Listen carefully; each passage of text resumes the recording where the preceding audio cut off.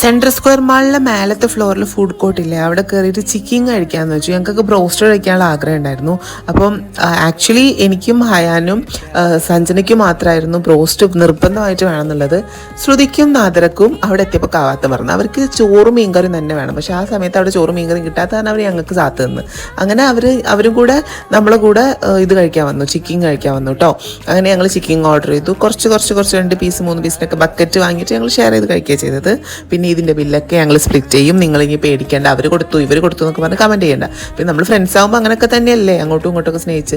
അങ്ങനെ ദയ KFC കഴിക്കാൻ വേണ്ടിയിട്ട് അങ്ങ് അറ്റത്ത് നിന്ന് KFC മേടിച്ചിട്ട് വന്ന്, ധ്യാൻ ചേട്ടൻ മറ്റേ നമ്മുടെ സബ്വേ ഇല്ലേ, സബ്വേ ആണ് വാങ്ങിയിട്ട് വന്നത് കേട്ടോ.